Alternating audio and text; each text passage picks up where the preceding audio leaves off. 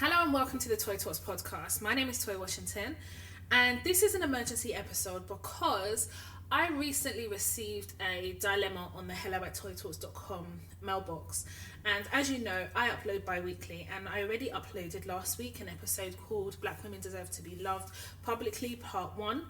So I hadn't planned to record again for another 2 weeks. That being said, I read the dilemma and it really touched my soul. There was just something that I connected with in the dilemma, and I thought, this can't wait for 2 weeks. I need to respond to this as soon as possible. So I figured that rather than just go directly and reply to her, it would be also useful to reply via here on the podcast, at least so she can hear and the expressions, stuff like that, and then follow up with an email. And also because I know that you guys would find it very useful, I'm definitely one for sharing, and I always believe that in terms of dilemmas, it's important that yes, they're handled with care, there's anonymity, but that we create this safe space where we can share such dilemmas, because you don't know who's going through what, or who maybe isn't going through it right now but in the future goes through it and is therefore able to come back to this episode and pick up a couple of things, if not everything, and employ them into their situation. So I am going to read the dilemma, I'm going to answer it, and then I will share my own experience and how I would obviously deal with this situation, because she's asking for advice. So the dilemma says, on my way out, ? The subject line. Dear Toya, I hope all is well. I hope you have capacity to take on this dilemma and give me insight on what I could do better. I have a dilemma with regards to my workplace. Background information.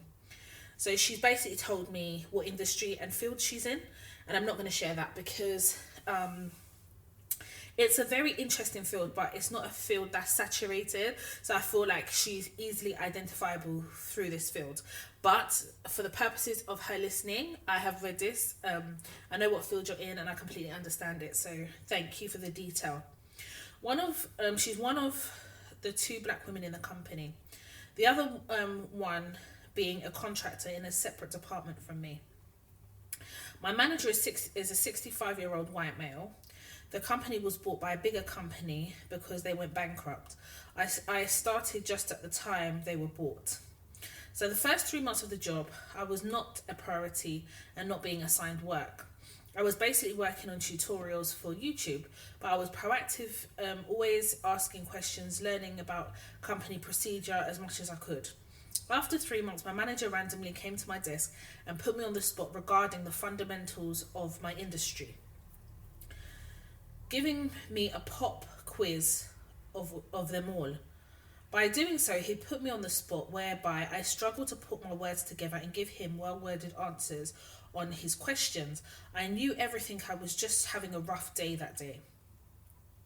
After being unable to answer his test-like questions, he then decided to get a fellow graduate in my industry who had been working the same amount of time as me to train me up on basic fundamentals.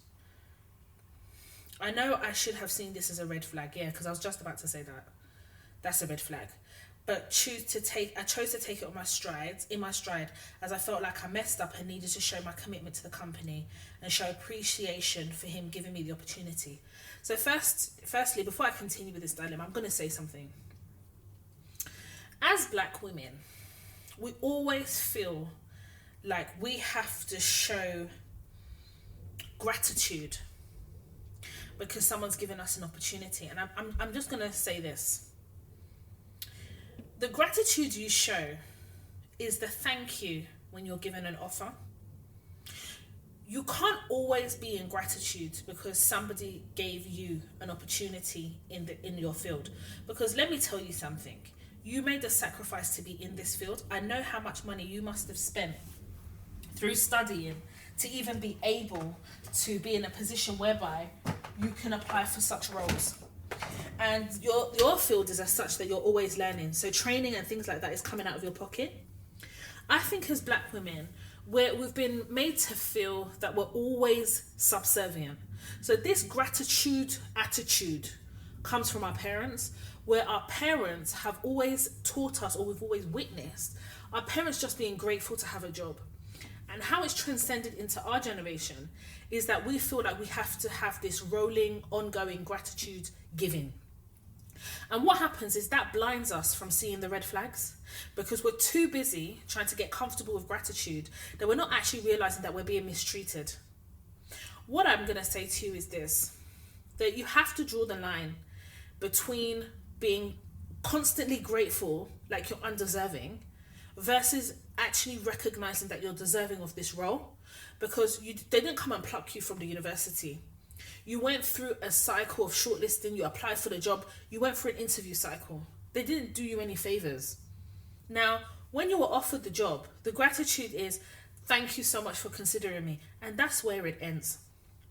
And the reason I'm saying this is, if we lead with feeling grateful, a year, 3 months, or always feeling grateful, we then ignore some of the microaggressions that then come from these people in the industry or who we're working for, who feel like we should be licking their bum. Do you understand?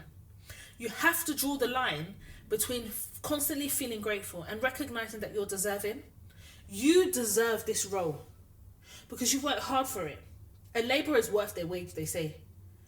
A labourer is worth their wage. It's like a labourer being so grateful for the money they earn. Yeah, you're grateful to God. You're grateful to whoever you worship. But you worked hard for it, so you should be due your way. Do you understand? So I think that the fact that he now got another graduate like you, who was probably a bit more junior than you, to come and train you on the fundamentals, what he's basically saying is, you don't know how to do your job. So when you said that you should have seen this as a red flag, the fact that he was doing a quiz in the middle, in front of all your colleagues, is a red flag. It's a microaggression. It's a form of bullying, and let me explain why. Because not only is he putting you on the spot, he's doing it in front of an audience. And the sole purpose can only be to embarrass you. My question to you is, why is he giving you the quiz? He's not giving anybody else the quiz. Why is he giving you the quiz and he's not giving that graduate the quiz too? My question to you is, even if he's giving you quiz, why does there have to be an audience to witness this quiz? The sole purpose is to put you on the spot, unnerve you, and humiliate you. That's it. And I think that we need to start seeing what these people are doing to make us feel that we're not good enough. Because after you did that quiz, you felt like you wasn't good enough, isn't it? Even before he now come and asked the graduate to come and now train you on the fundamentals, between that time, you felt like you wasn't good enough. And that's their aim, to demoralize you, to humiliate you, and to bully you. And all of this allows them to have control over you.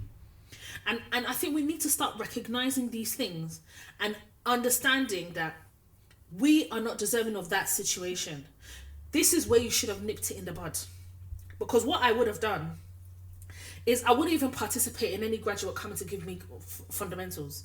I would have emailed my boss and put HR on copy and said that you felt not only humiliated, but you felt that was very unprofessional for him to address you through a pop quiz in front of an audience and other members of staff there, and that you have gone to speak to other members of staff and nobody else have been treated in this way. Therefore, you can only conclude that this is a personal vendetta. You need to start using provocative words for these white middle class people, 65 years old. Instead of him to go and sit his butt down and plan his future retirement, he's coming here to come and talk jazz and shit. When you start using these provocative words, they start now thinking about how they're going to retire in peace. Yeah, they do. Because now his position is on the line. And you can't argue it. Did he do it in public? Yes. Was you given a pop quiz? Yes. Did he give you notice? No. Did he embarrass you? Yes. Was it humiliating? Yes. I'm so sorry, my dear. If somebody put me on the spot like that and was questioning me about contracts and stuff like that, I'm sure I will not be given succinct answers, because number one, I'll be thinking, what's this? It's like fighting for your job in public. And that's what I would have written there. It was like I was applying for my job again. I will write it. If he has a question or he is concerned about whether you understand the fundamental concepts of your industry, he should put it in writing. You're not in school. We need to make that mental transition as well from school to workplace. Because I don't know about some of you, but from school, they've been doing all this macroaggression and be getting away with it because of education. We're going to the world of work. You cannot be carrying that attitude. Do you understand what I'm saying?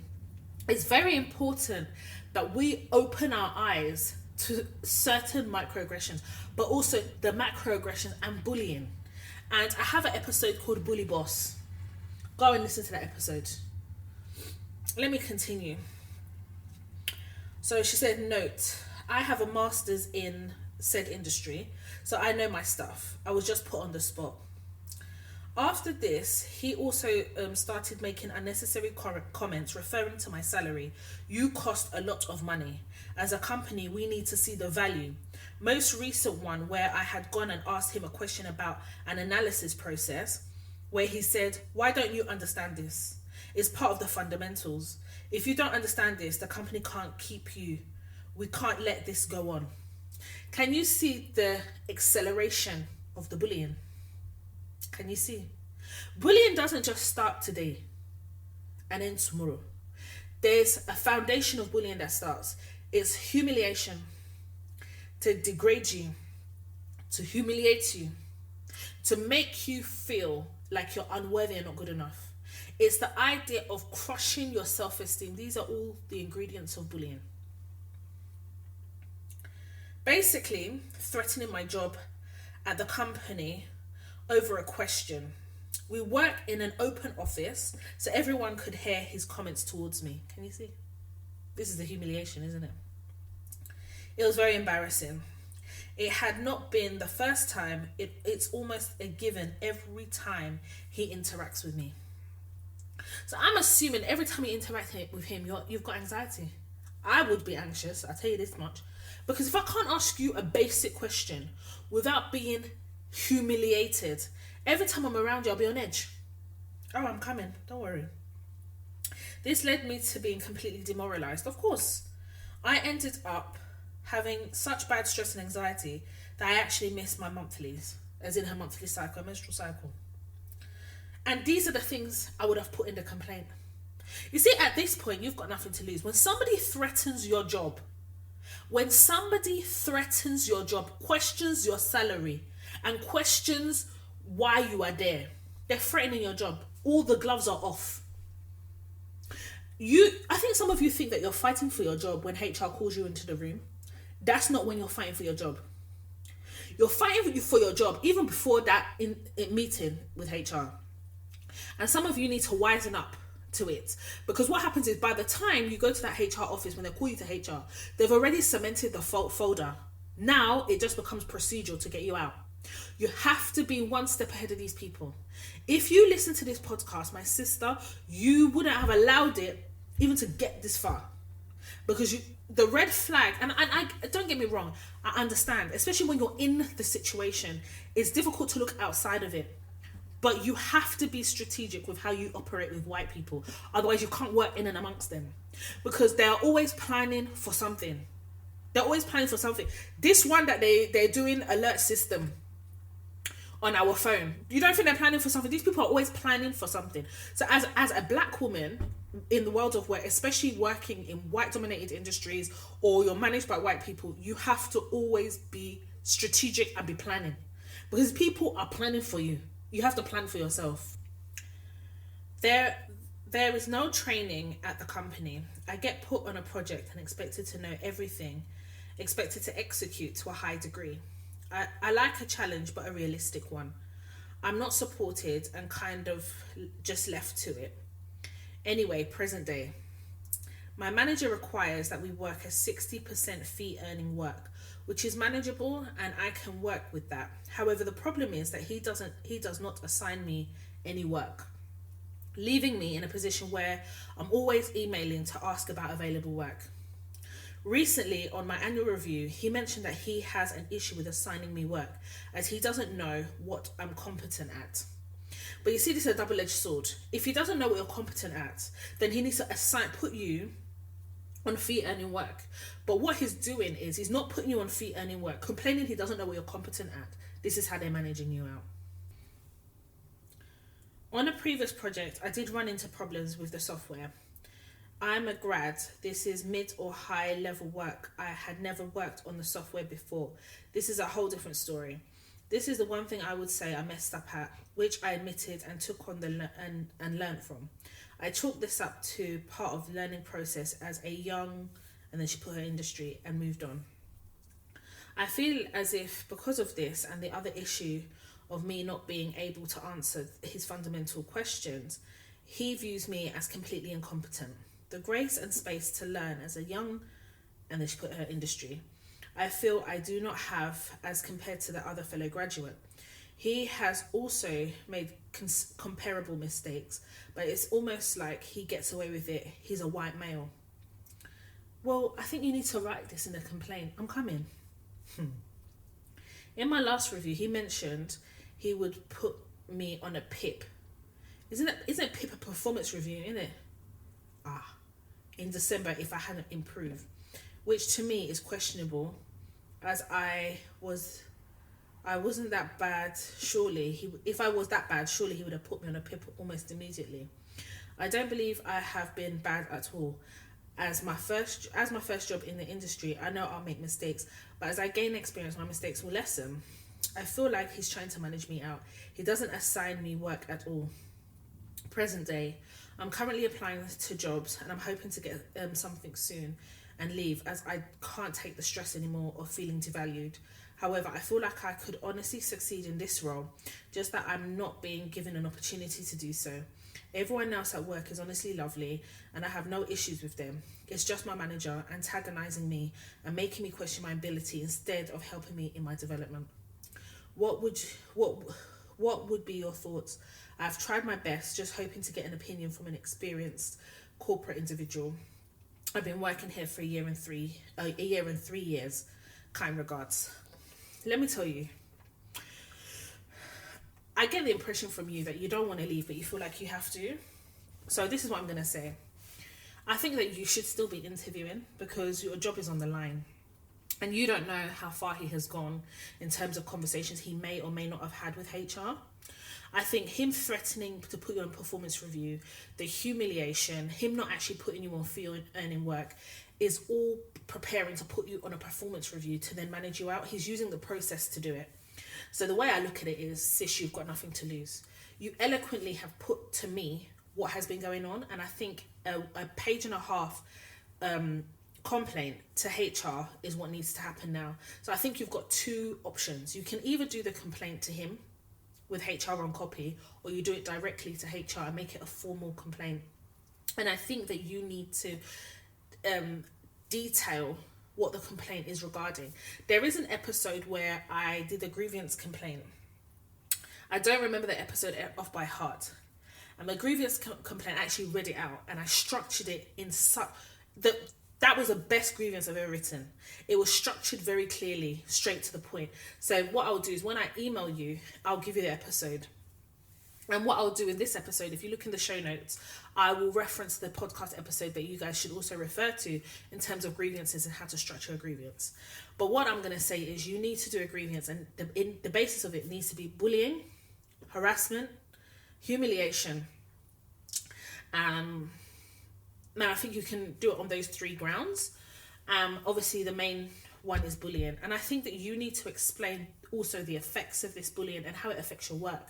Him not putting you on fee earning work because he doesn't believe that you're competent enough because you failed his spontaneous pop quiz, is not a reason enough. This is your first job, and I think that needs to be highlighted. They knew this when they hired you. It needs to be highlighted in your complaint. This is your first job. And therefore, there needs to be a structure in place to support you. And that if you make mistakes, there has to be an opportunity for you to learn, because that's the only way you're going to grow in the role. And that's plain, simple, period. In his 65-year-old case, I'm sure he had a first job where he was making mistakes. The need for black women to be perfect is a problem. You need to write it there. That as a young black professional, there cannot be the added pressure of being perfect, especially when you're new to the industry. Write it there, because without calling out racism, you're calling it out. Because this, and they call it an unconscious bias, but I think it's conscious. White people consciously try to push perfection when they're imperfect themselves. After all, in what you've written to me, you've said that he's made comparable mistakes. Now, I don't think you should mention his comparable mistakes in the complaint, because I think you need to make this about you and your experience so far. Then when you go to HR, when they set up a meeting, you need to say it in front of HR and say you've made comparable mistakes, and actually say what those mistakes are. And say, at the end of the day, you're not judging him for his mistakes, but you want him to also see you as a human, the same way his mistakes make him human. And you need to say these things. I think that it's important that if you do decide to make a formal complaint, you need to be clear that you want to find a way to move forward. And I think that that's what you need to write in your complaint, that you want a healthy space to work and move forward without feeling as though you can't answer a question because you'll be seen as incompetent, that you cannot work in that environment. It's not conducive for somebody to be able to work and do well if you can't ask questions. And though these questions may seem basic to him, what you are seeking is maybe some reassurance because he has knocked your confidence for 6. You have to now start putting responsibility for some of those questions on him. Because if you were supported and felt confident enough, you wouldn't necessarily be making those mistakes or have those questions. But you're now second guessing yourself because he continues to devalue you. These are the things you need to say in the complaint and in front of HR. Can you see the domino effect of his behaviour? This also, when we talk about bullying, and I've spoken about bullying before in past episodes, but there was a recent report that came out in relation to Dominic Raab. Dominic Raab he's now the former Deputy Prime Minister of the UK. And I say former because he recently resigned. There was a report done on him in relation to allegations of bullying. And he was guilty of some certain aspects of bullying. And he resigned before he was sacked, because that's what white people do. Instead of taking responsibility, some white people in positions of power would rather resign than take responsibility. And what I tend to find is there are some especially white men, in my experience, they don't ever want to apologize for that type of behavior, even less so to black people, and even lesser so to black women. They'll resign and then they'll start telling you that the process was even contaminated, the process was skewed. No, you wouldn't be investigated for bullying if you wasn't doing something. There's no smoke without fire. What about you admit your role in bullying? And he basically also said that the threshold for bullying is very low. My question is, the fact that there's even a threshold is a problem. Now, if we define what bullying is, bullying requires certain ingredients, and one of those ingredients is somebody to feel intimidated. Do you understand? There's a couple of ingredients for there to be a definitive, at least acknowledgement of bullying, but one of them is being intimidated. And remember, part of bullying requires there to be power on one side over another, and that person exerting that dominance to put that person down. Dominic Raab, to me, as far as I'm concerned, everything they said that he did in terms of bullying, I believe it 1000%. I believe it. I don't need to see the evidence. You know. And I know that people say, oh, that's unfair. Especially with the Conservative Party. This is not the first time they've been plagued with bullying accusations. Priti Patel, there was a report done under Boris Johnson's leadership, and they basically had a category of bullying, and she got away with it. That one even said her own apology was that, well, my boss, as in Boris Johnson, he's not getting rid of me.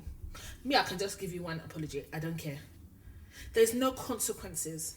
And this is why with the Conservative Party, there's a lot of things that are very endemic in that party, because there's no consequence. Before the consequence comes, they resign. And he's resigning, and I'm sure there's a job waiting for him. He doesn't care. In the workplace, we see it. There's no real consequence unless you're willing to roll up your sleeves and get dirty with the big boys. Because a lot of these white people, they don't ever believe that we have the intelligence enough to use the system to stop them in their tracks. I too, in a previous episode, shared where I was bullied. I was bullied so far to the extent that this man put it in writing. So it was a slam dunk. HR were literally begging me, like, what do you want type thing. This man had to go on a course, had to do all these things. This man resigned before he did the course because they don't ever want to admit or apologize to a black woman. It's impossible. They don't want to do it because they believe we're beneath them. My experience in the workplace, my negative experiences have mostly been with white men, Asian women, then white women. Those are my experiences. That when I think of negative, traumatic, bullying, intimidation, that's my experience. With white men, it's more violent, and I tell you why. Because they have been made to think that this system is theirs. So they don't even want to demoralize. They want to crush you. Yeah. I was working for a particular organization a few years ago, and this was during my perm era. And I remember I'd been working for this organization, and this was like a few months after my dad had died. So I'd come off Big Brother. I kind of went into hibernation, decided after a few months that I needed to have some structure in my life. I had gone through depression. I'd made 2 attempts on my life. All I had left was my career. That's all I had left. So I spoke to my doctor, and my doctor did say I needed structure. He was like, you need to start having a purpose, and you need to be distracted. So God's so kind. This is why I believe in education. This is why I believe in always making sure you have a backup. I had my career. So I decided to go back into the world of work. And this was during my corporate days. Bearing in mind, I'm not in corporate anymore. But for the purposes of this example I'm giving you now, I was in the corporate world still. So then I got a role as a commercial contract manager. And there was a team of just me, another woman, and then my manager. Yeah? So I didn't really get training per se. There was just a lady I was taking over from. She wasn't very good at teaching, to be honest. So I had to rely on kind of my experience and also learning on the job. Long story short, my probation period was 3 months. So a week before the end of my probation, I was called to a meeting. Now this meeting, whenever there was a team meeting, always took place in Birmingham. So it wasn't, strange that my boss wanted me to go to the Birmingham office. And the way she had tabled it was that it was just a review. No problem. Bearing in mind, for 3 months, hadn't gotten any feedback or anything. Everything seemed to be going well. There was no issue. So I get there to the meeting now. And then she asked me how I think things have been going. See, when they start asking you how you think things have been going, you just have to just fix your glasses if you wear them, because you don't care about what I think. What really counts is what you think. But we'll do this merry-go-round. So I told her, I think things are going okay. I let her know there's still things to learn. It's been 3 months. I gave a very balanced view. Then all of a sudden, this woman whips out a piece of paper, and it looks very familiar to me because it's my CV. On my CV, it's marked with red pen everywhere. Like the school register where they use red pen? Mm-hmm. There was red pen everywhere. In fact, my CV was unrecognizable. The only way I recognized it was that I saw my name there. Then she proceeded to tell me that she questions my academic achievements because there's certain things within the job that she doesn't feel like I've done well. So you seem to see issues that are the smaller issues, but the bigger ones, you don't really see them. So I'm there looking at her. I'm dumbfounded. Do you know why I'm dumbfounded? Because up until this point, this woman hasn't said shit to me. In fact, if you want to support somebody through their probation period, do you wait a week before the end of the 3 months to come and do this rubbish? No, you don't. I didn't have words for this woman. I was stuttering. In fact, my eyes, I know I had water in them. My throat was aching me because I was trying to hold back the tears and my hands were shaking. Because not only had this come from left field, but the humiliation that this woman felt comfortable to mark up my CV with a red pen and then present it before me. I don't know what reaction she was expecting. But when I closed my eyes, I visualized choking her out. Yeah, I visualized it. because I couldn't understand why you're putting me through this. And it was trauma that I felt, because it reminded me of my school days, where at the time I didn't know I was dyslexic, and I was humiliated by a teacher called Mr. Hussein because I couldn't spell the word birthday. And then I wet myself in the toilet. Yeah, I've shared that story in an earlier episode before. So she triggered a trauma in me. So I could imagine when my eyes closed, I could imagine choking her out. Because for me, I just wanted it to stop. This woman for 30 minutes berated me. My CV, my academics. Bearing in mind, this woman has not even done law degree before. She just worked her way to the top. Whenever I hear work your way to the top, I always see a white person in front of that statement, because black people can't work their way to the top. We have to be academically sound, be constantly topping up our academic. We have to be skilled until we're choking to even get our foot in the door. But when you climb your way to the top, what that really means is that you've used your privilege as a passport to bypass all the things I've had to do. And now you have the audacious audacity to question. She questioned whether I even had a law degree. So you're basically calling me a liar. But I didn't have the tools to manage that situation. I was still young at that point. I was still impressionable. And bearing in mind, I was still grieving for my dad. Do you understand? Can you see how Toy Talks was born? Through trauma and experience. Can you see why I have Passing Your Probation Masterclass? Can you see why I'm so passionate about it? Because that was the last time that ever happened to me. The last time that ever happened to me. Since that day, that's never happened to me again. This woman had the cheek to extend my probation. She extended my probation. Literally within a day, I had an email come through. So she had prepared this email already about extending my probation, that how they're going to review it in a month's time. And if I'm not making progress, they'll terminate it effective immediately. And all I could see was the red marker on my CV. I didn't realize at the time she hadn't even included HR in this process, and asked me how I know. Thank God I had the good sense to be looking for jobs, because I was like, I can't go through. When somebody is marking up your CV in red pen, when somebody's berating you for 30 minutes, humiliating you, bullying you, devaluing you, I'm so sorry. I personally don't see any comeback from that. And the worst part of it is, every time I sent this woman an email, I'd be shaking, because when she was berating me for those 30 minutes, she was saying to me that I was asking her questions that I should already know the answer. So now, after this meeting, and I've got questions to ask you, I don't know whether you think these questions are menial questions, or whether you're going to judge me on these questions, or whether these questions I'm going to ask you are then going to form the basis of whether you extend past my probation or not. Do you understand?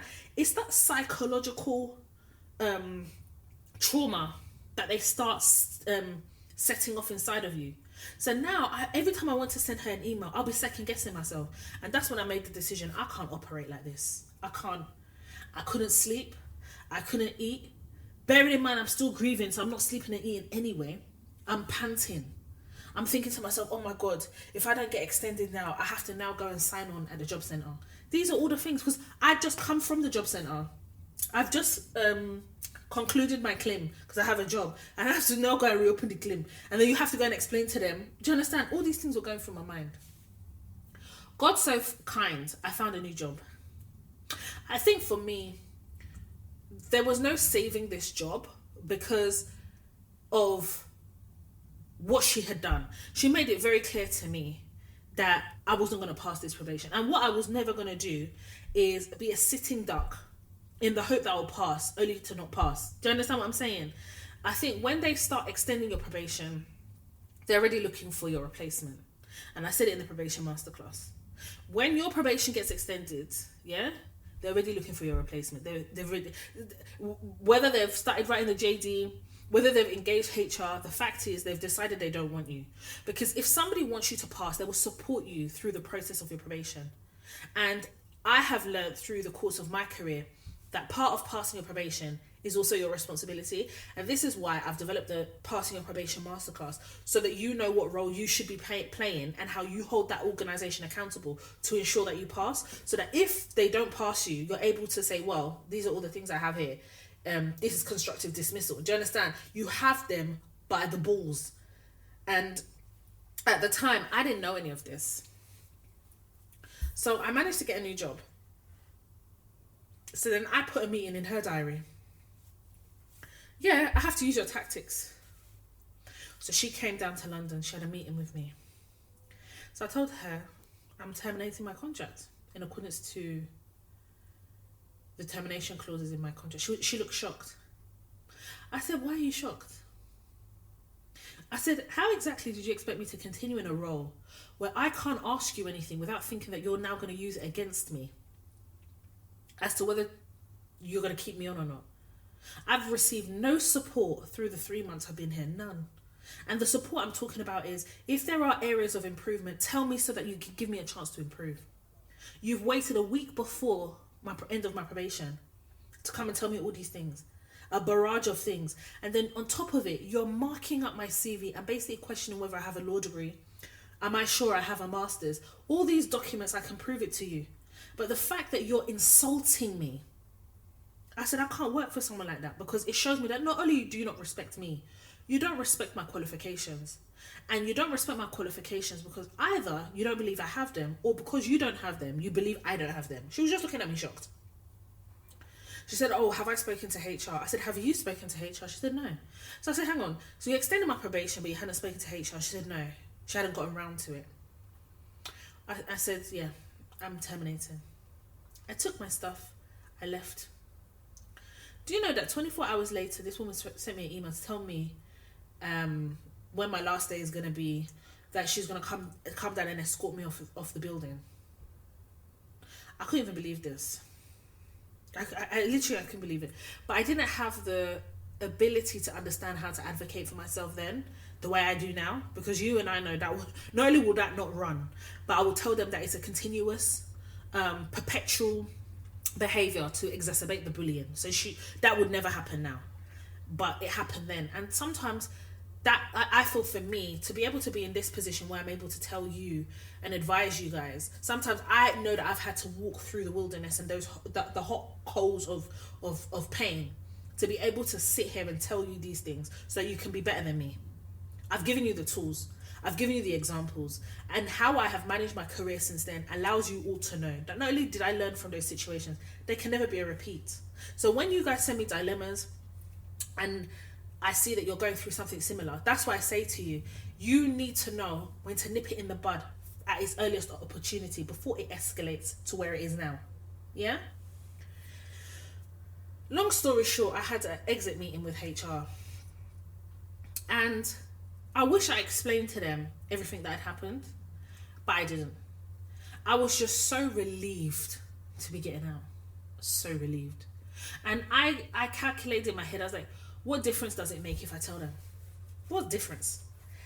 Now, if I could go back and advise my younger self, I would have said, no, tell them what happened and actually do a formal complaint.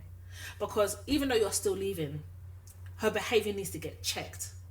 Because she will think that it's okay to do that. And I'm sure she's done that to people before. On my last day, she escorted me out the building like a thief. Like a thief. Everyone was looking at me in the office. Why am I being escorted out? See that level of humiliation? It's a continuous bullying, isn't it? They want to have the last laugh or have the last power. That could never happen to me now. Ever. It's impossible for that even to happen. Impossible. I would have dragged that woman through HR. I would have used every policy. She will literally be panting every time she hears my name. I would have made a formal complaint and used the CV that she did as a demonstration of malicious victimization. By the time I would have finished with this woman, she'll be begging me to withdraw. She will be off with stress. Every medication she'll be taking. Because since you wanted to give me my headache, I will give you headache. Panadol won't even save that woman. These people are power drunk. What gives this man the right in this dilemma to give you a pop quiz in front of an open office? To feel confident and comfortable to do that? And then have an audience to witness your humiliation? These are the things you write down in this grievance. I'm serious. You see, these type of people, they're very archaic because they think that rules, regulation, policy, and law doesn't apply to them. When you start doing him, I'm telling you, he's done it before to other people, got away with it. And he's looking at you thinking you can't do anything. You have to teach this type of person a lesson. This is how you're going to conduct business around me. This is how we're going to operate. And then you have to make a decision. If you get a new job, is it easier for you to jump ship, or can you make this work? You see, the determining factor for me is, because he's your manager, can he really have sustained changed behavior? It's a question you're going to have to ask yourself. How has HR managed this to be able to allow you to continue with the job?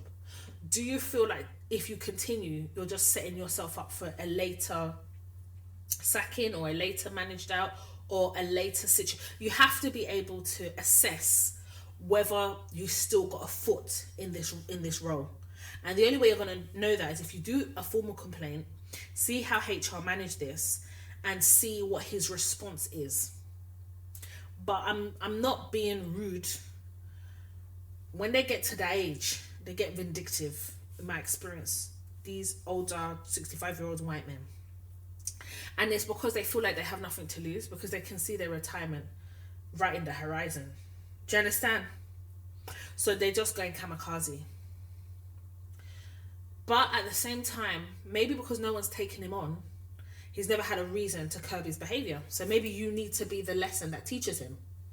You've got to make an assessment.